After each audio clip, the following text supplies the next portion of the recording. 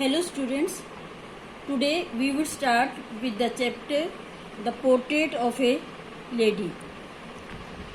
The chapter The Portrait of a Lady is the story of the author and his grandmother.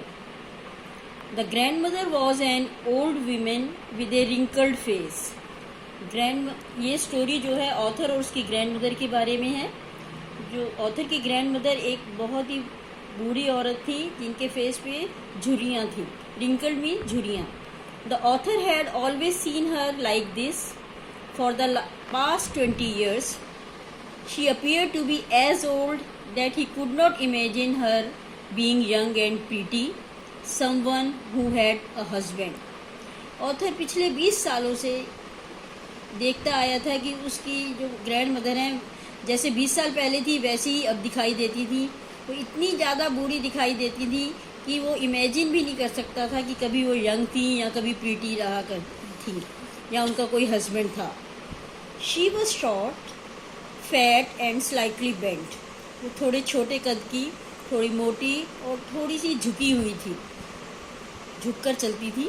The author had seen his grandfather's portrait, an old man with a turban and a long white beard covering his chest. और author के जो grandfather जो अभी नहीं थे इस दुनिया में और उनकी पर पोर्ट्रेट उनके घर में लगी हुई थी जो कि बहुत ही उसमें बूढ़े दिखाई देते थे और उन्होंने सिर पर पगड़ी बांधी हुई थी और सफ़ेद जो दाढ़ी थी उनके छाती तक झूलती रहती थी, मतलब इतने अधिक बूढ़े थे। To the author his grandfather didn't seem like a man who could have a wife and children but someone who could have lots of grandchildren. तो ऑथर अपने ग्रैंडफादर को देख के उसे लगता था कि वो इतने अधिक बूढ़े हैं कि उसे लगता ही नहीं था कि कभी उनकी कोई वाइफ होगी या चिल्ड्रन होगी, बल्कि उनको देख के तो ऐसे लगता था कि बस इनके बहुत सारे ग्रैंड चिल्ड्रन ही हो सकते हैं। His grandmother used to move around the house in spotless white, with her one hand resting on her waist and her other hand counting the beads of her rosary. Author की जो grandmother है पूरे घर में बिल्कुल सफ़ेद white कपड़ों में घूमती रहती थी और अपने जो थोड़ा सा झुक के चलती थी उसको सपोर्ट करने के लिए एक हाथ उनका अपनी कमर पे रहता था और दूसरे हाथ से वो जो माला है उसको फिराती रहती थी, घुमाती रहती थी। जो रिलीजियस पूजा करने की जो माला होती है, रोजरी वो माला को बोलते हैं, और बीड्स मैंने मोती, उनके मोतियों को ऐसे फिराती रहती थी। In the initial days the author and his grand mother had a good relationship. शुरू में ऑथर और उसकी ग्रैंड मदर में एक बहुत अच्छा रिलेशनशिप था, बहुत अच्छा संबंध था। She used to wake him up and get him ready for school. Author के जो पेरेंट्स हैं वो शहर में रहते थे क्योंकि उसके फादर की पोस्टिंग हो गई थी, तो अभी तक जब उनका ये इरादा था कि जब वो सेटल हो जाएंगे तब ऑथर को बुलाएंगे, इसलिए विलेज में अपने ग्रैंड मदर के पास ऑथर रहता था। उसकी ग्रैंड मदर रोज़ उसको सुबह जगाती थी और स्कूल के लिए तैयार करती थी। She use to pack the things required by him for the day and walked him to school every day.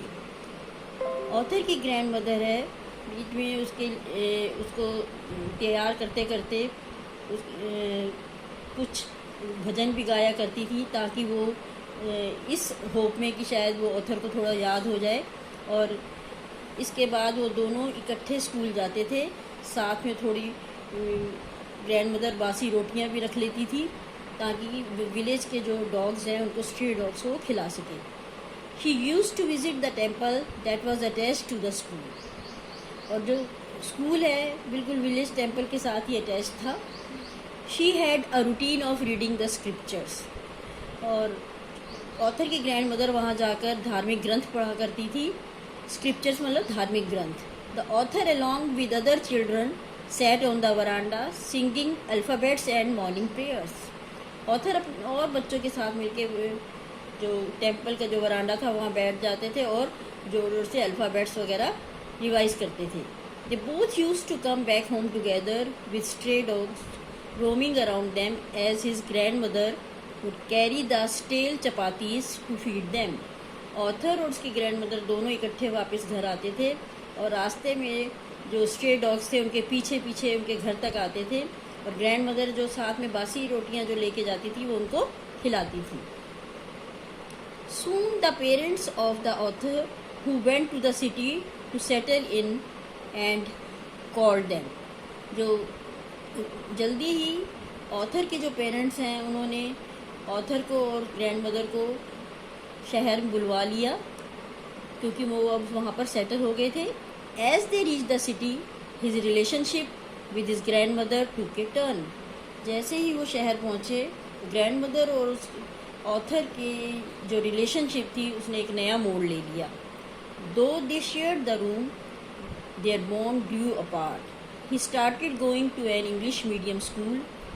She no longer accompanied him to his school, and there were no longer stray dogs who roamed around them while walking back home.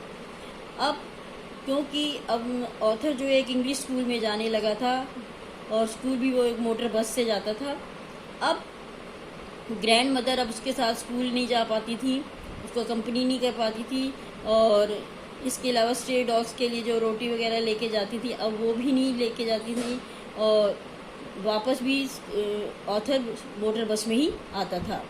इसलिए अब उनका जो bond था जो grand mother और author में वो काफ़ी कम हो गया था, जबकि वो एक ही रूम में रहते थे, पर वो जो हर वक्त साथ रहना वो काफ़ी कम हो गया था। She however used to ask him about his day and what he had learn. पर अभी भी ग्रैंड मदर की आदत थी कि जब भी ऑथर स्कूल से आता था उससे पूछती थी कि आज क्या पढ़ाया गया स्कूल में और तुम्हारे स्कूल में क्या रहा। She didn't understand anything as everything was in another language which she could not understand. She did not approve of the new syllabus that he was studying because she thought that they did not teach him about God and the scriptures. They saw less of each other.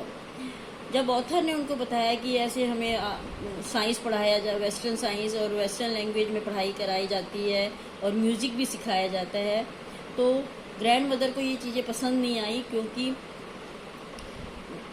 एक तो वो western language English language उसे समझ में नहीं आती थी, दूसरा उस हिसाब से कि उसे ये शिकायत थी कि स्कूल में गॉड और स्क्रिप्चर्स भगवान के बारे में और धार्मिक ग्रंथों के बारे में कुछ नहीं पढ़ाया जाता, और म्यूज़िक उनके हिसाब से ये अच्छे डिसेंट लोगों का सीखने की चीज़ नहीं है, तो उन्हें ये भी अच्छा नहीं लगा कि स्कूल में म्यूज़िक क्यों सिखाया जाता है, पर वो कुछ बोली नहीं। They saw less of each other. अब वो बहुत कम ही एक दूसरे को से बात किया करते थे।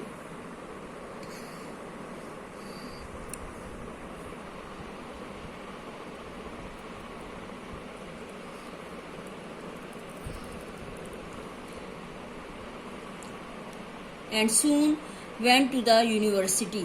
जैसे जैसे दिन बीतते गए वो यूनिवर्सिटी जाना शुरू, और बड़ा हो गया ऑथर और उन्होंने यूनिवर्सिटी जाना शुरू कर दिया। He had his own room and this made their relationship सोर। अब ऑथर को अपना अलग रूम मिल गया था, अब वो जो एक बॉन्ड था वो भी धीरे धीरे जो थोड़ा बहुत रह गया था वो भी ख़त्म होना शुरू हो गया। She stop talking to everyone and spend her whole day sitting at her spinning wheel, reciting prayers and moving beads of the rosary with one hand. तो अब वो सारा दिन अपना पूरा दिन चरखे के पास बैठी रहती थी और उसे घुमाती रहती थी, और साथ साथ अपनी प्रेयर भी बोलती रहती थी और अपनी माला को भी घुमाती रहती थी। However, she loved feeding sparrows in the veranda at dawn. पर अब आधा घंटा वो जरूर जो स्पैरोज थी, चिड़िया वहाँ पे उनके घर में जो आंगन में चिड़िया आ जाती थी और उनको खाना खिलाती थी, रोटी के छोटे छोटे क्रम्स तोड़ के टुकड़े तोड़ के उनको खिलाती थी, और वो टाइम सबसे अच्छा ग्रैंड मदर का होता था। Breaking bread into pieces and feeding it to the birds was her daily routine. The birds would sit on her legs, her head, some even on the shoulders. और birds भी कोई उसके legs पे बैठता था, कोई हेड पे चिड़िया बैठ जाती थी, कोई शोल्डर पे, पर वो उनको भगाती नहीं थी और खुश होकर उनको फीड कराती थी, और इस तरीके से अपना पूरा दिन व्यतीत करती थी। चरखे पे चरखा काटती रहती थी या फिर आधे घंटे के लिए वो बर्ड्स को फीड कराती थी। Soon the author decided to go abroad for further studies. अब ऑथर ने डिसाइड किया कि वो अगली स्टडीज़ के लिए वो फॉरेन कंट्री गया. She came to the railway station to leave him off, और फिर वो उसको छोड़ने के लिए, विदाई देने के लिए रेलवे स्टेशन पर गई. She was not sentimental, continuously recites her prayer, her mind lost in the prayers and she kissed him on the forehead. अपनी इमोशंस को छुपाते हुए उसने नरेटर के फोरहेड पे माथे को चूमा और उसे विदाई दी. और नरेटर को ये लगता था कि वो शायद वापस आने के बाद अपनी ग्रैंड मदर को नहीं देख पाएगा. After 5 years as he return home, she was there, came to pick him at the station, was still the same as she had been 5 years ago. पर 5 साल के बाद नरेटर वापस घर आया तो ग्रैंड मदर स्टेशन पर आई उसे लेने के लिए, और वो बिल्कुल वैसी ही थी जैसे 5 साल पहले छोड़ के गया था.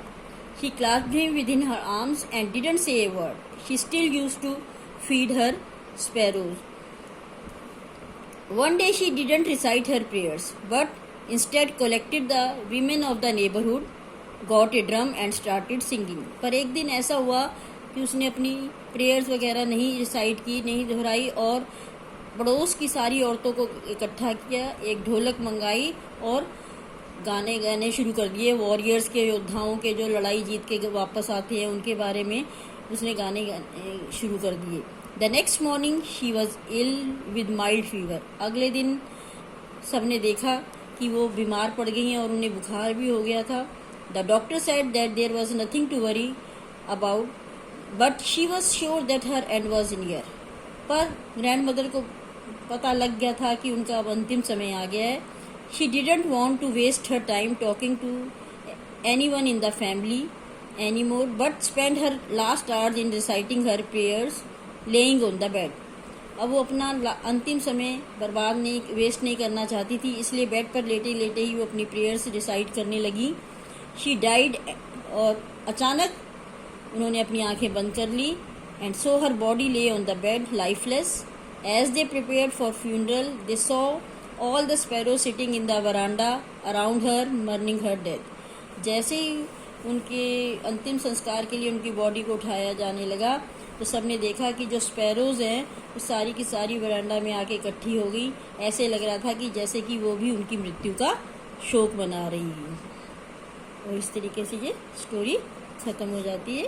तो इसके बाद हम नेक्स्ट क्लास में ये आपको मैं पैराग्राफ वाइज आपको एक्सप्लेन करूँगी.